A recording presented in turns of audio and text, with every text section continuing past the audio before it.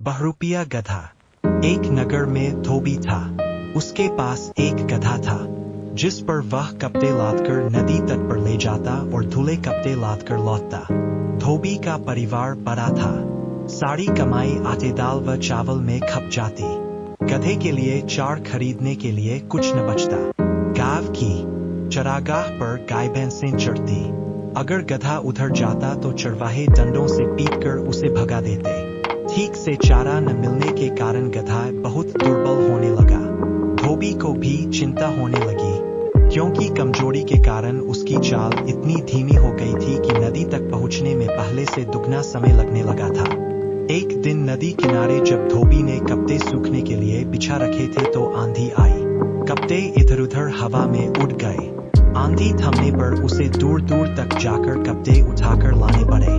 अपने कपड़े ढूंढता हुआ वह सरकंडों के बीच घुसा।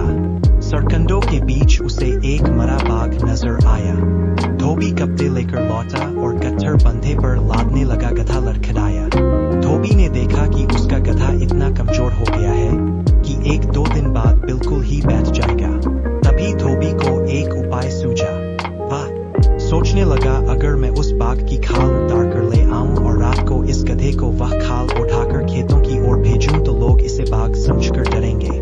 कोई निकट नहीं फटकेगा। गधा खेत चर लिया करेगा।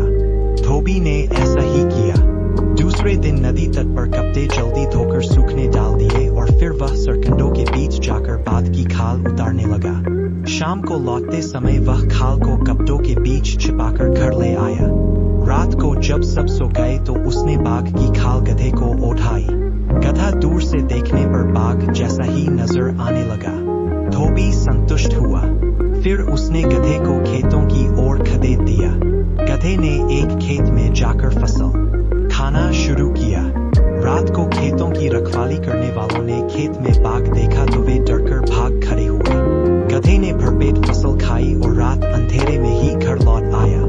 धोबी ने तुरंत खाल उतारकर छिपा ली। अब गधे के मजे आ गए। हर रात धोबी उसे खाल उठाकर छोड़ देता। गधा सीधे खेतों में पहुंच जाता और मनपसंद फसल खाने लगता। गधे को बाघ समझकर सब अपने घरों में दुबककर बैठे रहते। फसलें चर कर गधा मोटा होने लगा। अब वह दुगना भार लेकर चलता। धोबी भी खुश हो गया। मोटा ताजा होने के साथ साथ गधे के दिल का भय भी मिटने लगा। उसका जन्मजात स्वभाव जोर मारने लगा। एक दिन भरपेट खाने के बाद गधे की तबीयत मस्त होने लगी। वह भी लगा लोट लगाने। खूब लोटा वह। गधा बाघ की खाल तो एक ओर गिर गई। वह अब खालिस गधा बनकर उठ खड़ा हुआ और डोलता हुआ खेत से बाहर निकला। गधे के लोट लगाने के समय पौधों के रौंदे जाने और चटकने की आवाज फैली। एक रखवाला चुपचाप बाहर निकला। खेत में जागा तो उसे एक और गिरी बाघ की खाल नजर आई और दिखाई दिया खेत से बाहर आता एक गधा। वह चिल्लाया, अरे यह तो गधा है। उसकी आवाज औरों ने भी सुनी। सब डन से लेकर दौड़े। गधे का कार्यक्रम खेत से बाहर आकर रेंकने का था। उसने मुंह खोला ही था कि उस पर डंडे बरसने लगे। क्रोध से भरे रखवालों ने उसे वही ढेर कर दिया। उसकी सारी पोल खुल चुकी थी। धोबी को भी वह नगर छोड़कर कहीं और जाना पड़ा। सीखा पहनावा बदलकर दूसरों को कुछ ही दिन धोखा दिया जा सकता है। अंत में असली रूप सामने आ ही जाता है।